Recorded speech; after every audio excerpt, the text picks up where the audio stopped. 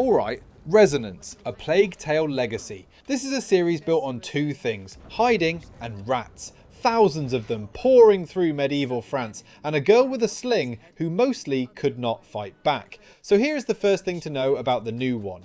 13 hands-on write-ups exist from people who have played it, and not one reports seeing a rat. And the second thing, the girl with the sling is gone. You play a woman with a sword and a dagger who parries, kicks and finishes people. This is Asobo taking their own series apart and rebuilding it as something else. Whether that is brave or reckless comes down to one question nobody has answered yet. So, what changed, what the people who played it found, where one pushed back, the thing almost everyone missed, and where I land. Resonance is from Asobo Studio, published by Focus Entertainment. $50, PC and consoles, single player. It is day one on Game Pass, and hold on to that because it decides the verdict. It is a prequel, set 15 years before Requiem. You play Sophia, the smuggler who turned up there as a mentor figure, described on the store page as a fierce young plunderer determined to uncover the secrets of her past. The setting moves from medieval France to Crete, to a place the game calls the Minotaur's Island. And there is a second timeline.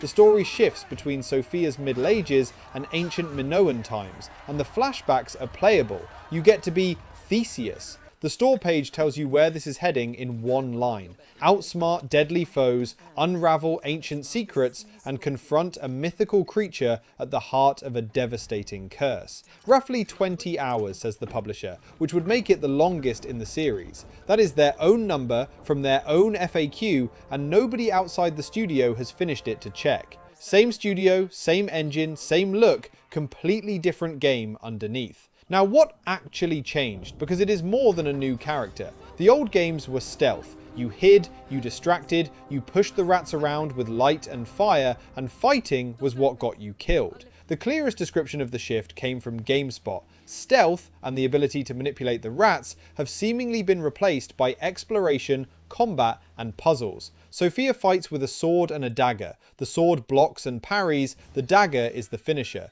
That comes from day one, and it is the cleanest description anybody wrote. The system underneath is more specific than most coverage made it sound. Enemy attacks telegraph in colour. An orange glint can be parried, and landing it staggers them. A red glint cannot be blocked at all, so you dodge or you eat it. Fill the stun gauge and they open up to a charged critical strike. Add kicks, throws, a grappling hook, and a skill tree. And there is a catch that changes how all of it feels. On normal difficulty, Sophia goes down in about 3 hits, and a kill gives back only a sliver. This is not a power fantasy. The puzzles run on a stolen Minoan sphere that throws coloured light in 3 directions, and you route it so red, green, and blue switches fire at once. It also spreads light around a room, which matters more than it sounds. Same art direction, different genre entirely. So how did the previews go? Broadly, very well. The combat is fantastic as is. That is Game Informer, who played a whole chapter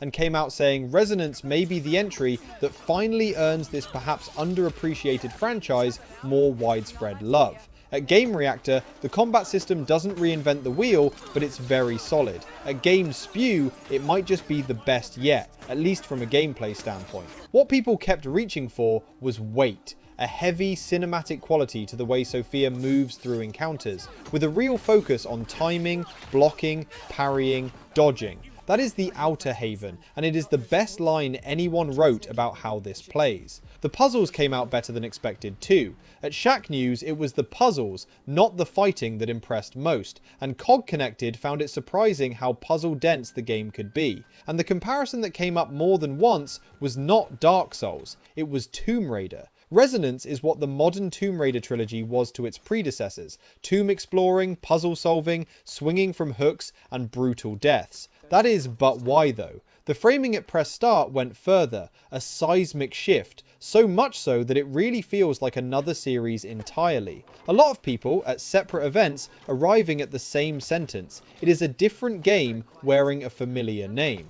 Now the pushback, because it exists and it is specific. The one properly critical voice came from COG Connected, and the sentence is worth hearing exactly as written. Combat feels a little unpolished. Animations can be a few frames short of smooth, and there's a hint of delay in the controls. That same write-up finished positive, and calls the environments, lighting design and music uniformly excellent. But that one line about animations is the most important criticism in the whole set, and I will explain why shortly. There is a second one, softer. At The Gamer, alongside real enjoyment of the parry system, the take was that Resonance looks set to be visually compelling, but perhaps less emotionally engrossing than its predecessors. And that writer could not stop noticing the missing rats. Not one of the furry buggers, in his words. Which is fair. The core of the first two games was a girl protecting her little brother while the world came apart. A capable adult with a sword is a different kind of story. So the worry is not that it plays badly,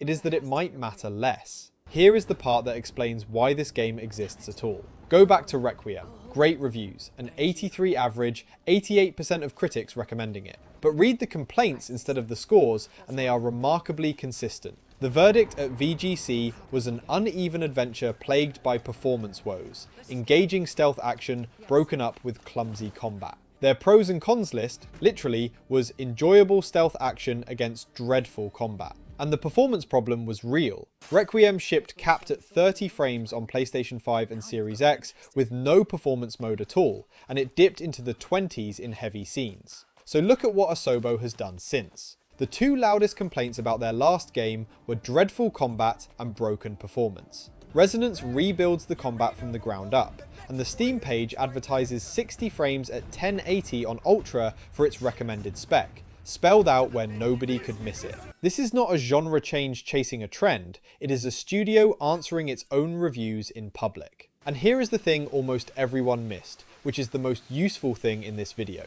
The headline everywhere is the same, the rats are gone. But the mechanic the rats existed for is not gone at all. Two separate write-ups describe the same encounter and neither makes much of it. Something turns up that you cannot fight. Combat is useless and the only thing she has to her favour is her speed, says one, and quick acrobatics and stealth crawling to avoid detection is what Sophia will have to use to survive. The other describes stealthily moving between areas bathed in light which the creature could not enter. Read that back. A lethal thing you cannot kill, and light as the safe ground you move between. That is precisely what a swarm of rats was in the first two games, rebuilt with a different model on top. It is also why a sphere that spreads light around a room is worth paying attention to. So the accurate version is not that Asobo threw the series away. They kept the skeleton and changed the muscle. So, is Resonance worth it? Here is where I land, and it hangs on one thing. Every write-up on this comes from a preview event. Chapters 2, 4, 5 and 6. 2 hours at most, and for several people it was 1.